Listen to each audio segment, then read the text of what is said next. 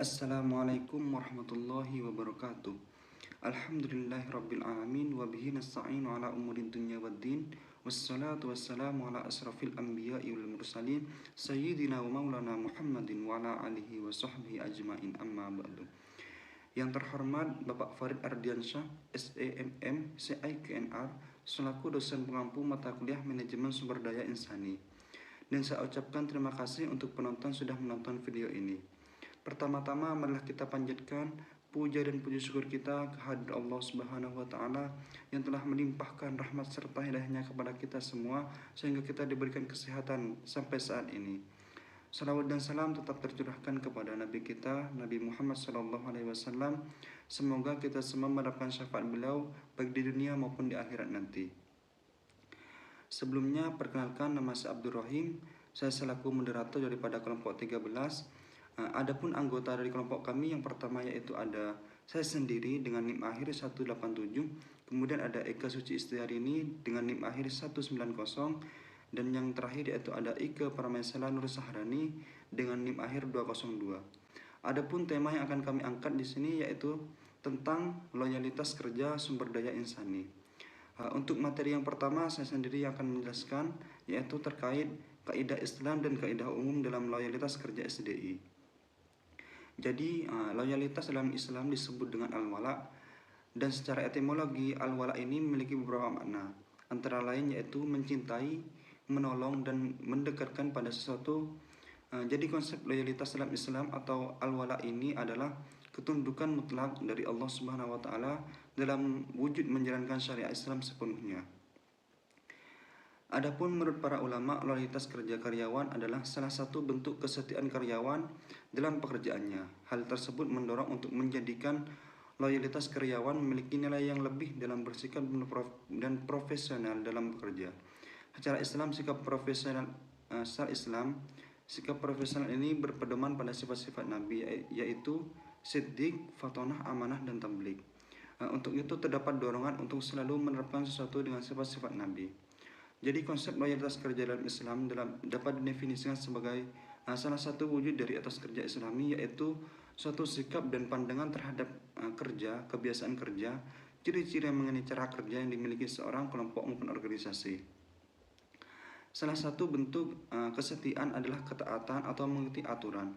Allah selalu memerintahkan kita semua untuk mengikuti aturan yang telah ditetapkan, sebagaimana Allah berfirman dalam surah Al-Imran ayat 103 yang artinya yaitu, dan berpegang teguhlah pada tali Allah atau agama, dan jangan hilaf dan ingat nikmat Allah ketika kalian dahulu adalah musuh pada masa jahiliyah. Demikianlah Tuhan mempersatukan hatimu sehingga kamu menjadi manusia demi kebaikan Tuhan yang bersaudara, dan Anda berada di ambang jurang neraka. Selalu Tuhan menyelamatkan Anda darinya. Demikianlah Allah menjelaskan ayat-ayat itu kepadamu agar kamu mendapat petunjuk. Jadi dari ayat ini terlihat bahwa Allah selalu memerintahkan kita semua untuk mengikuti kaidah atau ketentuan yang telah ditetapkan di dalam perusahaan agar tujuan perusahaan ini lebih mudah tercapai. Karyawan harus mengikuti semua aturan yang ditetapkan oleh perusahaan. Hal ini menunjukkan loyalitas karyawan dalam mematuhi ataupun mentaati aturan yang telah ditetapkan merupakan salah satu aspek dari loyalitas. Dan secara umumnya, menurut Sudimin, loyalitas kerja dapat dipahami sebagai kesediaan karyawan dengan segala kemampuan, keterampilan, pikiran, dan waktunya untuk berpartisipasi dalam pencapaian tujuan organisasi dan menjaga rahasia organisasi, serta tidak melakukan tindakan yang merugikan organisasi selama orang tersebut tetap menjadi karyawan. Sedangkan adapun pendapat lainnya yaitu dari Reichel, dia berkata bahwasannya loyalitas ini dapat dikatakan jika semakin tinggi loyalitas karyawan dalam suatu organisasi, maka semakin mudah juga organisasi tersebut untuk mencapai tujuannya. Dan sebaliknya, semakin rendah loyalitas karyawan, maka semakin sulit perusahaan untuk mencapai tujuannya. Jadi loyalitas kerja terwujud ketika karyawan merasa puas dengan pemenuhan kebutuhan hidup dan pekerjaannya, yang membuat karyawan merasa nyaman dengan perusahaan tersebut. Jadi dari sini kita dapat menyimpulkan bahwa loyalitas di tempat kerja adalah kesetiaan, pengabdian, kepatuhan, dan kinerja karyawan untuk memenuhi tugasnya dan untuk mencapai visi dan tujuan perusahaan tempat mereka bekerja. Mungkin hanya itu yang bisa saya sampaikan. Untuk materi selanjutnya akan disampaikan oleh rekan saya. Di sini saya akan menjelaskan mengenai faktor-faktor yang mempengaruhi loyalitas kerja sumber daya insani. Yang pertama berdasarkan karakteristik pribadi seperti usia, masa kerja, jenis kelamin, tingkat pendidikan, prestasi yang dimiliki, dan beberapa sifat kepribadian. Yang kedua, berdasarkan karakteristik pekerjaan, seperti tantangan pekerjaan, stres kerja, peluang sosial, pengayaan pekerjaan, identifikasi pekerjaan, dan kesesuaian pekerjaan. Nah, yang ketiga, berdasarkan karakteristik desain perusahaan. Mengacu pada internal perusahaan, dapat dilihat dari desentralisasi, formalisasi, tingkat partisipasi dalam pengambilan keputusan, sehingga menunjukkan derajat asosiasi yang berbeda dengan tanggung jawab perusahaan, ketergantungan fungsional dan fungsi kontrol perusahaan. Yang keempat, berdasarkan akumulasi pengalaman kerja di perusahaan. Maksudnya di sini internalisasi perusahaan oleh individu setelah kerja di perusahaan. Contohnya yaitu sikap positif terhadap perusahaan, rasa percaya diri terhadap perusahaan, sehingga menimbulkan perasaan aman, kepuasan pribadi, dan usaha dapat dicapai oleh perusahaan. Nah, dari faktor-faktor tersebut dapat dilihat bahwasanya masing-masing faktor itu memiliki pengaruh tersendiri terhadap tanggung jawab perusahaan. Sehingga persyaratan loyalitas yang diharapkan oleh perusahaan itu hanya dapat dipenuhi apabila karyawan memiliki karakteristik yang diharapkan dan diinginkan oleh perusahaan. Dan perusahaan juga mampu memenuhi harapan karyawan. Nah, dari sini itu dapat disimpulkan bahwa faktor yang mempengaruhi loyalitas itu misalnya ada kesempatan kerja, tunjangan sosial, upah yang diterima di lingkungan kerja, karakteristik pribadi karyawan, karakteristik tempat kerja, karakteristik desain perusahaan, dan pengalaman kerja yang diperoleh sebagai karyawan perusahaan. Selanjutnya yaitu strategi dalam meningkatkan loyalitas kerja SDI.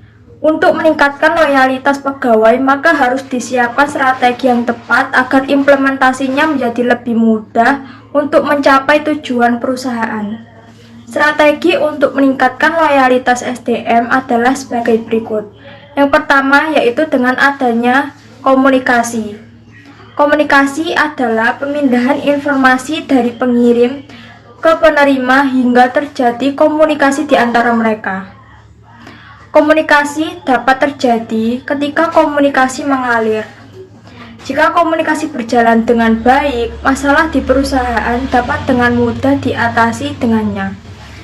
Ketika sejumlah besar informasi masuk, hal itu menjadi pendorong bagi pencari kerja dan dapat meningkatkan loyalitas tempat kerja terhadap suatu perusahaan.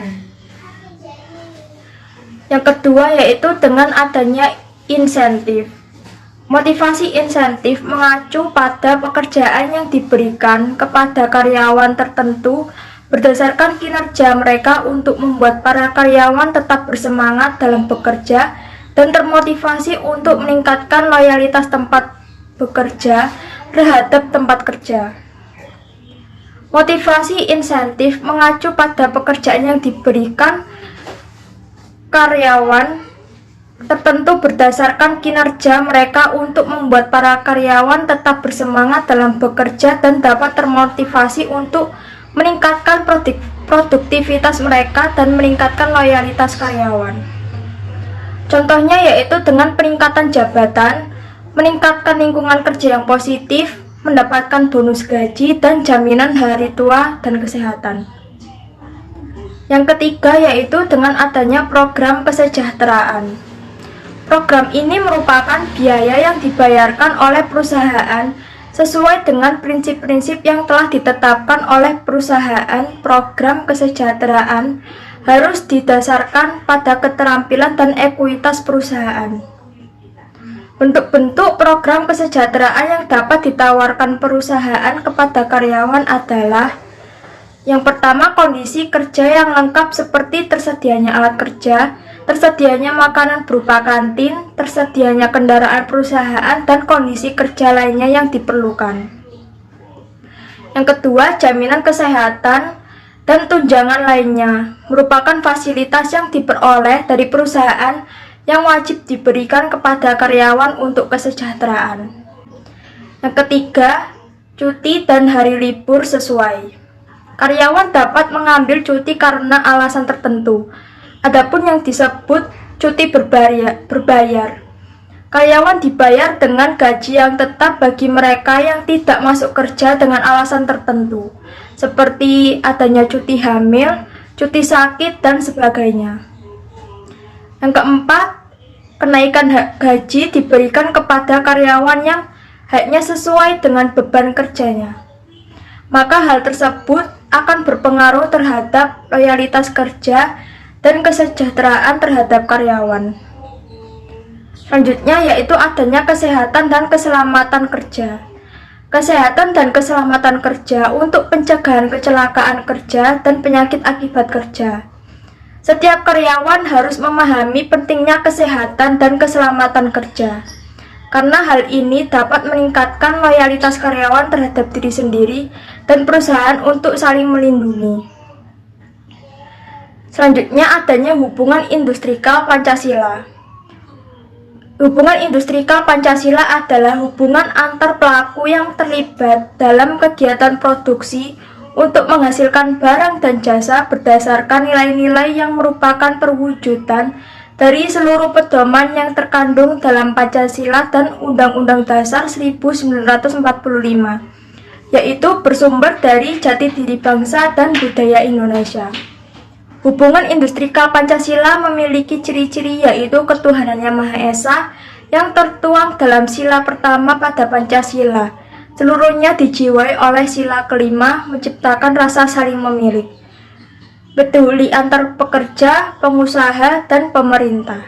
Terima kasih sebelumnya, mungkin hanya itu yang dapat kami sampaikan. Kurang lebihnya kami mohon maaf. Wassalamualaikum warahmatullahi wabarakatuh.